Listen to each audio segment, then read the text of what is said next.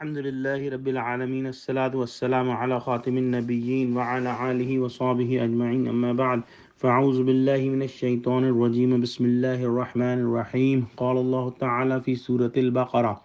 وإذ قلتم يا موسى لن نصبر على طعام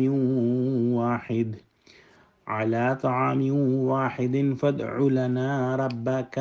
يخرج لنا مما تنبت الأرض من بقلها وقثائها وفومها وعدسها وبصله قال أتستبدلون الذي هو أدنى بالذي هو خير اهبطوا مصرا فإن لكم ما سألتم وضربت عليهم الذلة والمسكنة وباءوا بغضب من الله ذلك بأنهم كانوا يكفرون بآيات الله ويقتلون النبيين بغير الحق ذلك بما عصوا وكانوا يعتدون۔ ترجمہ: اور جب کہا تم نے اے موسیٰ ہم ہرگز صبر نہ کریں گے ایک ہی طرح کے کھانے پر، سو دعا مانگ ہمارے واسطے اپنے پروردگار سے کہ نکال دے ہمارے واسطے جو اگتا ہے زمین سے، ترکاری اور ککڑی اور گیہوں اور مسور اور پیاز۔ کہا موسیٰ نے کیا لینا چاہتے ہو وہ چیز جو ادنا ہے اس کے بدلے میں جو بہتر ہے؟ اترو کسی شہر میں تو تم کو ملے جو مانگتے ہو۔ اور ڈالی گئی ان پر ذلت اور محتاجی اور پھرے اللہ کا غضب لے کر۔ یہ اس لیے ہوا کہ نہیں مانتے تھے احکام خداوندی کو اور خون کرتے تھے پیغمبروں کا ناحق، یہ اس لیے کہ نافرمان تھے اور حد پر نہ رہتے تھے۔ یہ قصہ بھی اسی جنگل کا ہے جب بنی اسرائیل کو اللہ سبحانہ وتعالی نے طعام آسمانی یعنی من و سلوہ عطا فرمایا، اور یہ طعام کھاتے کھاتے اکتا گئے تو انہوں نے کہا کہ ہم سے ایک طرح کے کھانے پر صبر نہیں ہو سکتا،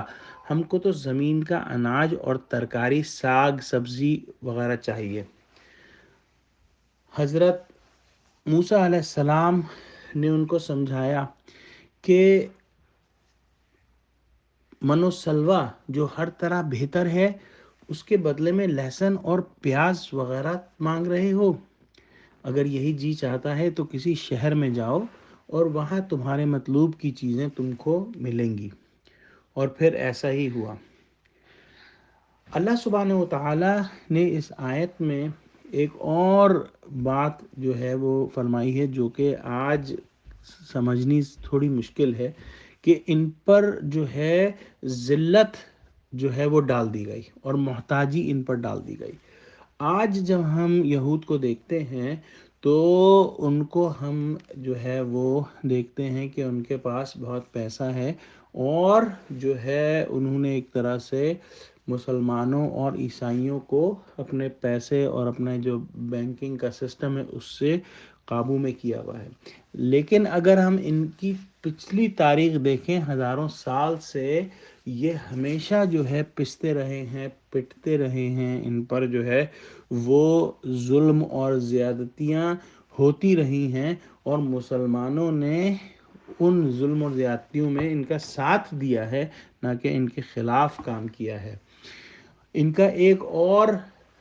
بڑا گناہ جو ہے وہ انبیاء کو قتل کر دینا تھا، جیسے پہلے بیان ہو چکا ہے کہ ان کے یہاں اللہ سبحانہ وتعالی نے ہزاروں کی تعداد میں پیغمبر بھیجے، لیکن انہوں نے اپنے ہی پیغمبروں کو ناحق قتل کیا، اور یہی وجہ تھی کہ اللہ سبحانہ وتعالی نے ان پر جو ہے وہ ذلت جو ہے اور محتاجی ان پر ڈال دی۔